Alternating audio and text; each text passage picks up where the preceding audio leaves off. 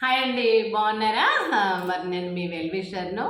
అందరికి కూడా ముందుగా మరి దసరా పండుగ యొక్క శుభాకాంక్షలు అండి. చిన్న పెద్ద ప్రతి ఒక్కరికి కూడా ఎవ్రీవన్. అండ్ మన ప్రోగ్రాం తెలుసు కదండి, సమాజము నాడు నేడు ముచ్చట్లు. అయితే సమాజం లోపల మరి ఇప్పుడు ఈ పండగ వాతావరణాల లోపల ఈ పండగ అంతరించుకుంటున్న సమయంలో స్త్రీలు ఏ విధంగా, ముఖ్యంగా మనం పురుషులని ఏం చెప్పుకోవాల్సిన పని లేదు. వాళ్ళు మొదటి నుండే వాళ్ళ పుట్టుక నుండే వాళ్ళు అందంగా ఉంటుంది. ఏ స్త్రీనైనా వాళ్ళు ఎలా ఉన్నా స్త్రీ ఇష్టపడుతుంది. కానీ స్త్రీకి మాత్రము అలంకరణ అన్నీ కావాలి కదండి. కాబట్టి పండగలప్పుడు అవన్నీ అలంకరించుకొని అందంగా మరి బతుకమ్మ ఆడుతూ ఉంటారు. ఎస్పెషల్లీ దసరా సమయంలో మాత్రము చాలా చక్కగా సీతాకొక చిలుకల్లాగా ఆడవాళ్ళందరూ ఆడతారు. మరి ఇదే విధంగా ఏంటంటే నేను ఒక చిన్న సాంగ్ రాశాను అనమాట. ఏంటంటే ఈ యొక్క బతుకమ్మలప్పుడు మాత్రమే చిన్న పెద్ద మెచ్యూరిటీ వచ్చిన పిల్లలతో సహా అందరూ కూడా ట్రెడిషనల్గా, యువత అంటే చిన్న పిల్లలు, అన్మ్యారీడ్ పిల్లలందరూ కూడా లంగా ఓనితోని, మరి అదేవిధంగా పెద్దవాళ్ళు అయితేనేమో చీర సాంప్రదాయంలో ఉంటున్నారు. మరి ఈ పండగలు అయిపోయినాక ఏం చేస్తారు? కాలేజీకి పోయే పిల్లలు, ఉద్యోగాలకు పోయే పిల్లలు, ఏదైనా ఇప్పుడు ఆడ మగ అనేది లేదు కదండి. అందరూ కలిసి చదువుకోవడము, అందరూ కలిసి మరి జాబ్స్ చేయటము అనేది ఈక్వాలిటీగా మనకు ఉంది, స్వేచ్ఛ. మరి ఈ స్వేచ్ఛను దుర్వినియోగం చేసుకుంటూ ఉన్నామండి. ఈ స్వేచ్ఛను ఎలా దుర్వినియోగం చేస్తున్నాము అని అంటే, మనకు భగవంతుడు మరి ఆడ మగను పుట్టించినప్పుడు మరి ఆడవాళ్ళకేమో మరి మీసాలు గడ్డము ఇలాంటిది, వక్షస్థలంలో వెంట్రుకలు రావడం ఉంటాయి. కానీ మరి ఆడవాళ్ళకి అలా కాదు కదండి. మరికి ఇప్పుడు పిల్లలు ఏంటి, సంతానం కోసం స్త్రీ మరి చాలా ముఖ్యమైన పాత్ర వహిస్తుంది. సంతానం అన్నప్పుడు మరి పక్షులు కాదండి, జంతువులైనా మానవులైనా మరి పాలు తాగే పిల్లలు పెద్దగా అవుతారు. అదేవిధంగా మరి వాటికి కావలసినటువంటి మరి అవయవాలు దేవుడు అవి వయసు వచ్చిన కొద్దిగా ఆడపిల్లల మార్పులతోటి అవి సృష్టిస్తాడు.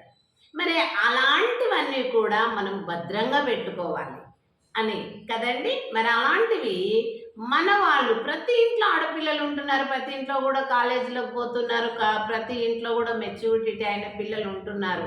కానీ ఇప్పుడు పండగలప్పుడు మాత్రమే ట్రెడిషనల్గా డ్రెస్సెస్ వేసుకొని, పండగలు అయిపోయినాక మళ్ళీ ఆ పిచ్చి డ్రెస్సులు వేసుకుంటున్నారు. పిచ్చి అంటే అలా కాదండి, డ్రెస్సులు వేసుకోండి. ఇప్పుడు వేసుకుంటారు ఎవరు, చాలా ఇప్పుడు మన దేశంలోనే వేరే వేరే రాష్ట్రాల వాళ్ళు కూడా ఇప్పుడు పంజాబీస్ ఉన్నారు. ఓల్డ్ అయినా కానైనా వాళ్ళు, ముసలి వాళ్ళు అయినా కానీ డ్రెస్ వేసుకుంటారు. అంటే డ్రెస్ అంటే నిండుగా శరీరానికి రక్షణ కవచము లాగా ఉండేటివి ఆ బట్టలు వేసుకుంటారు. అంటే డ్రెస్సులు, షెల్వారు, షెట్ షెల్వారు, మరి చున్నీతోటి ఇలా నిండుగా ఇక్కడి వరకు కూడా ఉండేట్టుగా, కానీ ఇక్కడి వరకు అయినా ఏదైనా మన ఏవైతే మన అవయవాలు భగవంతుడు కనబడకుండా ఆడవాళ్ళు భద్రంగా పెట్టుకోవాలని ఇచ్చాడో అవి మరి రక్షణ కవచాలుగా బట్టలను మనం ఉపయోగిస్తున్నాం. అలా ఉంటారు. మరి ఇప్పుడు సింగ్స్ కూడా పంజాబీస్ కానీ ఇంకా చాలామంది అన్ని చోట్ల అందరు కూడా పెద్ద చిన్న కూడా పంజాబీ డ్రెస్సులు వేసుకుంటారు. ఓకే, పంజాబీ డ్రెస్ వేసుకోవచ్చు, పాటియాలా పంజాబీ డ్రెస్, ఇవన్నీ కూడా అవి నిండుగా ఉంటాయి మన శరీరానికి. కాబట్టి ఇంకా వాళ్ళ తల మీదకి వెళ్ళి మనం చీర కొంగు ఎలా వేసుకుంటామో ఆ చున్నీని కూడా ఇలా రకంగా వేసుకుంటారు పంజాబీస్. మీరు చూడండి, వాళ్ళ ఎక్కడ కూడా శరీర అవయవాలు మరి వికారంగా మన ఎవరి ముందు, మనం సమాజం ముందు, పురుషుల ముందు, అందరు పెద్ద చిన్న వాళ్ళ ముందు తిరుగుతున్నామండి. మరి వాళ్ళకు కనబడకుండా ఉండే విధంగా ఆ యొక్క పంజాబీ డ్రెస్సులు, పాటియాల డ్రెస్సులు అలాంటివి ఉంటాయి. కానీ మన వాళ్ళు ఎస్పెషల్ ఏం చేస్తున్నారంటే టైట్ జీన్స్ ప్యాంట్. మరి ఆకారము కొంతమందిదైతే మనం చేసుకోలేము చేతులతోటి, భగవంతుడు ఇచ్చిందే. మరి కొంచెము బలంగా వాళ్ళు భారీగా ఉంటారు, వాటికి టైట్ ఆ జీన్స్ ప్యాంట్లు, టైట్గా లెగ్గింగ్స్ వేసి ఆ కట్టున్నటువంటి ఆ యొక్క పైన టాప్స్ వేసుకోవటం వలన ఈ యొక్క హిప్స్ అనేటటువంటి ఆ ప్లేస్ అంతా కనబడుతుంది. థైస్, హిప్స్, ఎవ్రీథింగ్ కనబడుతుంది. మరి ఫ్రంట్లో కూడా అలాగే టీ షర్ట్స్ వేసుకుంటే కూడా ఫ్రంట్ షేప్ కూడా కనబడుతుందండి. ఎందుకంటే నేను కూడా పిల్లలకు తల్లినే. నా ఏజ్ ఇప్పుడు పోయింది కానీ మేము చిన్నప్పుడు అలా చేయలేదండి. మేము చిన్నప్పుడు 11 ఏళ్ళు 10 ఏళ్ళు దాటి 11 ఏళ్లలో ఉన్నారు అని అంటే 6వ తరగతి దాటినము అంటే తప్పకుండా ఓని వేసుకోవాలి ఆడపిల్ల. మెచ్యూర్డ్ కానీ కాకపోని కానీ 6వ తరగతి దాటుతున్నామంటే మరి ఆ యొక్క ఓనీలు వేసుకోవాలి. ఒకవేళ మనకు బీదరికంలో తెచ్చుకోనికి లేకపోతే తండ్రి కట్టుకుంటున్నటువంటి ఆ పంచలను ఒక పంచను 2గా చేసి 2 ఓనీలుగా వేసుకునేది.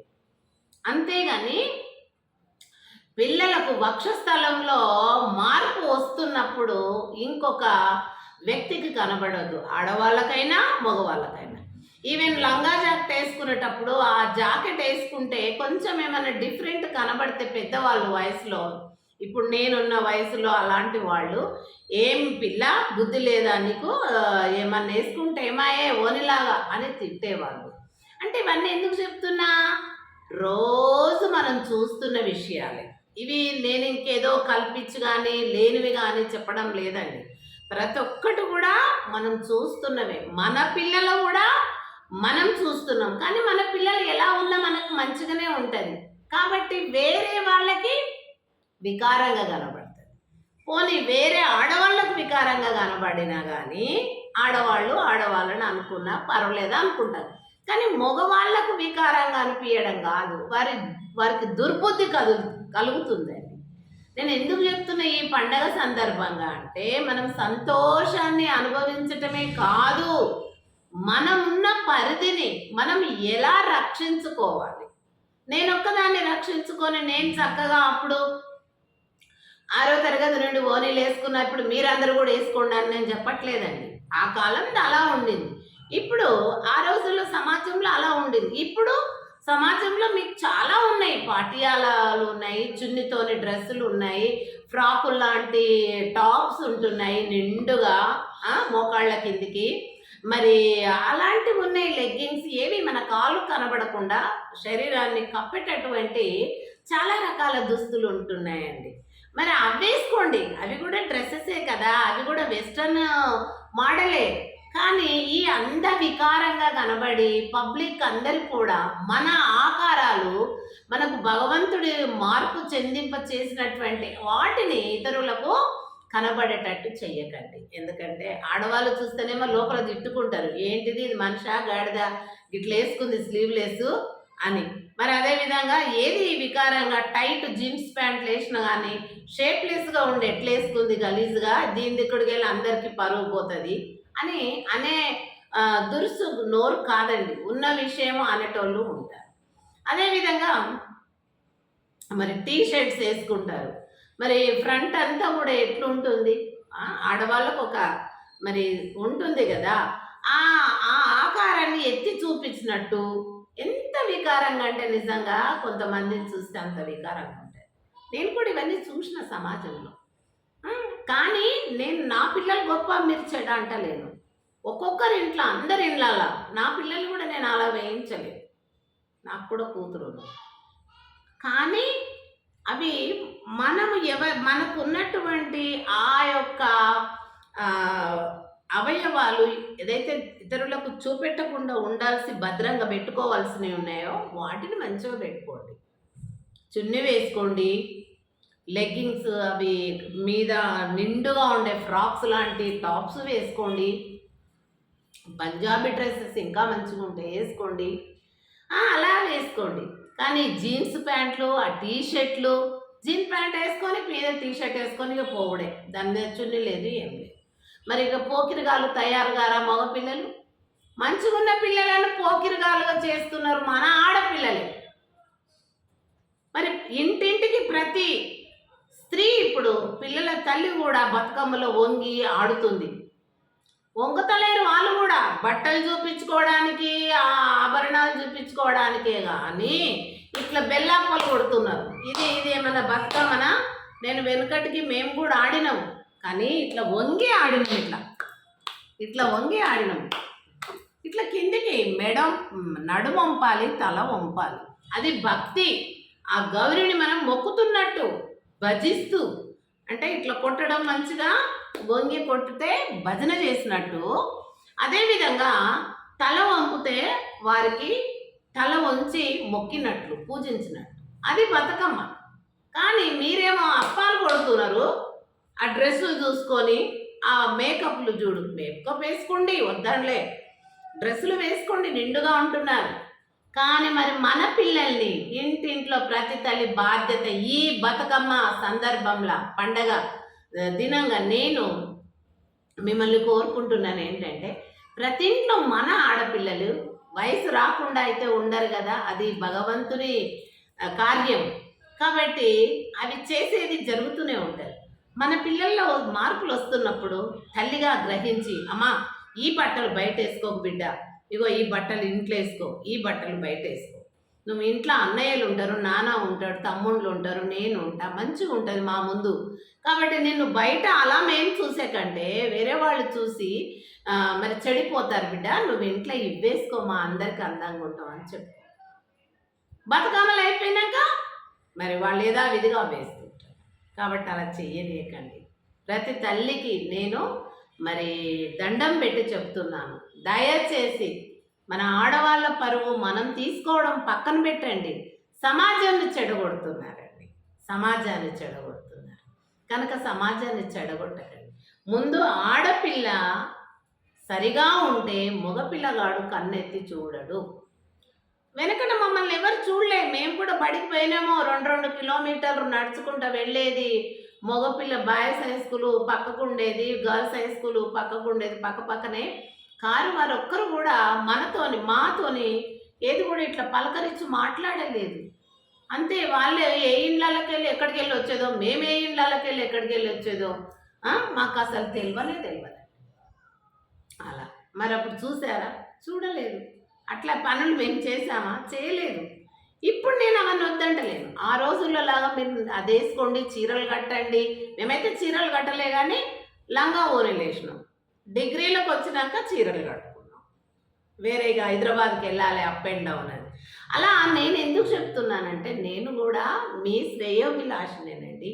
ప్రతి ఒక్కరూ నేను మీతో పంచుకుంటున్న ఈ విషయాలు ప్రతి ఒక్కరు గమనించి, ఏ ఇంటి తల్లులు, ఆ ఇంటి పెద్ద మనుషులు, ఆయా మన ఇండ్లలో ఉన్న పిల్లలకు బుద్ధి మార్గం చెప్పి మరి సరి అయిన మార్గంలో వాళ్ళను నడవనిస్తే సమాజం అంతా సరిగా ఉంటుంది.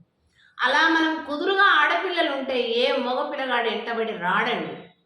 ఒకవేళ అలా వస్తే వాని మక్కెలు ఇరగొడుతుంది ప్రభుత్వం. ఆనాడు పెద్దవాళ్ళు కొట్టేది, పంచాయతీలు ఉంటుండే, పట్టుకొచ్చి పంచాయతీ పెట్టి వాని కులంలోకెళ్ళో బస్తులకెళ్ళో వెలివేయడం కానీ, లేకపోతే పెద్ద పెద్ద ముసలి వాళ్ళతోని 70-80 ఏళ్ళు ఉన్న ముసలోళ్ళతోని బుద్ధి చెప్పియడం. అంటే వాళ్ళ చేతి కర్ర పట్టుకొని నడిచి ఆ కర్రలతో కొట్టించేవాళ్ళు.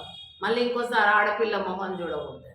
మళ్ళీ వాళ్ళకు దండగలు వేసేది, వాళ్ళ తల్లిదండ్రులు కట్టేది ఆ దండగలు.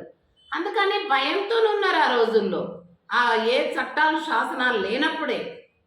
ఇన్ కేసు అట్లా ఏదో నూటికో కోటికో కేసు ఉంటే, మరి ఇప్పుడు ఏదో చట్టాలు ఉన్నాయి, శాసనాలు ఉన్నాయి, అన్ని ఉన్నాక కూడా ఇక అంగట్లో ఉన్నట్టే ఉంది. కానీ దయచేసి ఎవరు మనకు చట్టాలు శాసనాలు బుద్ధి చెప్పాల్సిన అవసరం లేదు. మన ఆడపిల్లలు, ప్రతి ఇంటి ఆడపిల్లలు, ఆ ఇంటి పెద్ద మనిషి కానీ, ఆ ఇంటి పిల్లల తల్లి కానీ, పిల్లలను బయట సంప్రదాయబద్ధమైనటువంటి బట్టలు ధరింపచేసి కాలేజీలకు, ఉద్యోగాలకు, ఏదైనా కానీ నైట్ డ్యూటీ, డే డ్యూటీ ఏదైనా చేసుకోండి కష్టపడి. అదేవిధంగా ఇంట్లో మాత్రము ఇటువంటి వెస్ట్రన్ స్టైల్ మోడల్స్ వేసుకోండి. అది అప్పుడు మీకు బాగుంటుంది. ప్రతి ఇంట్లో అలాంటి డ్రెస్సులు వేసుకునే వాళ్ళ ఇంట్లో అన్నదమ్ముళ్ళు కూడా ఉంటారు. అన్నదమ్ముళ్ళు చెల్లెళ్ళని చూసి ఏం చేస్తారు, అది మైండ్లో పెట్టుకొని బయటకు వెళ్ళినప్పుడు వేరే పిల్లలు కూడా ఆ డ్రెస్సులలో ఆ రకంగా కనబడితే వాళ్ళ కన్ను చెడిపోతుంది. ఈ ఇంటి పిల్లోడేమో వేరే ఇంటి పిల్లలను పాడు చేస్తే, వేరే ఇంటి పిల్లలేమో ఇంకొకరి ఇంటి పిల్లలను పాడు చేస్తారు. అదంతా ఇక మొత్తం అగ్గి రాసుకొని మొత్తము ఫైర్ ఫారెస్ట్ ఫైర్ లాగా తగులుకుంటుంది. కదండి. అందుకని మనం అలాంటి ఛాన్స్ ఇవ్వకుండా ఈ దసరా పండుగలో మనము విజయం సాధించాలి అంటే ఏం చేయాలి? మన ఇంటి ఆడబిడ్డలను మంచి వస్త్రాధరణతోని సాంప్రదాయబద్ధంగా ఇప్పుడు బతుకమ్మ, దసరా పండుగలు, దీపావళి పండుగలు ఇవన్నీ మనం పండుగలు ట్రెడిషనల్‌గా చేసుకుంటున్నాం ట్రెడిషనల్ డ్రెసెస్‌తో. అలానే బయటికెళ్ళే ప్రతి బిడ్డ చదువు గాని, ఉద్యోగం గాని, ఆ ఇంటి తల్లులు, ఆ ఇంటి మరి పెద్ద మనుషులు బుద్ధి చెప్పి, వారికి నచ్చజెప్పి, వారికి ఆ రకంగా బయట వేయించాలా, ఇంట్లో వెస్టర్న్ వేసుకోవాలి. ఎందుకంటే కోరిక మనమేమి వాళ్ళని నచ్చేయకూడదు. సరేనా అండి? ఈ పండుగను పురస్కరించుకొని పండుగలో గౌరీమాతను పూజించిన ఆ భక్తి ఎక్కడ పోయిందో గానీ, ఆ చప్పట్లు అప్పాలు కొట్టినట్టు, ఆ యొక్క వేషధారణ, ఆ మేకప్‌లు ఎక్కువ ఈ భక్తి ఏమో తగ్గిపోతుంది. షో పుటప్‌లు ఎక్కువైపోతున్నాయండి. ఆ రోజుల్లో అట్లా కాదు. భయం, భక్తితోని ఇంత చిన్న ఆకు ఆ యొక్క సిల్క్ పువ్వని ఆ పువ్వు గునుగు పువ్వు, తంగేడు పువ్వు తెచ్చి ఎంత భక్తిగా చేసేది ఆడవాళ్ళు. ఇప్పుడు అలా చేద్దాం. ఎందుకు? ఈ డెకరేషన్‌లు ఎవరెక్కువ చేస్తే ఆళ్ళు, ఎవరు ఏ దేవతను ఎక్కువ అది చేస్తే ఇవన్నీ వద్దండి. భక్తి పెంచుదాము, ఎంజాయ్ తగ్గిద్దాం. సరేనా అండి? ప్రతి ఇంటి ఆడ మనిషి ఆ ఇంటిని చక్కదిద్దుకునేటటువంటి తెలివితేటలు పురుషుని కంటే ఎక్కువ స్త్రీకి భగవంతుడు ప్రసాదించాడు. స్త్రీ లక్ష్మిగా పూజింపబడుతుంది, కాళికాగా పూజింపబడుతుంది, గౌరీగా పూజింపబడుతుంది. మీకు తెలుసు స్త్రీ దేవతలే పురుషుల దేవతల కంటే ఇక్కడ నంబర్ ఆఫ్ నేమ్స్తోనున్నారు. కాబట్టి దయచేసి మన పిల్లల్ని సరి అయిన మరి వస్త్రాధరణ ట్రెడిషనల్‌గా వేద్దాము. మనం వాళ్లకు మంచి మార్గం చూపిద్దాము. సమాజాన్ని ఫిల్టర్ చేద్దామండి. ఇప్పుడు ఏదైనా గానన్నా పెద్దవాళ్ళ ద్వారానే పిల్లలు వింటారు కదా! Thank you so much. నా యొక్క ఛానల్ మీకు తెలుసు జీపీఎల్జీసీ. దాన్ని చేరదీసి ఆదరించండి, లైక్ చేయండి, కామెంట్ చేయండి, మరి సబ్స్క్రైబ్ కూడా చేయండి. Thank you so much.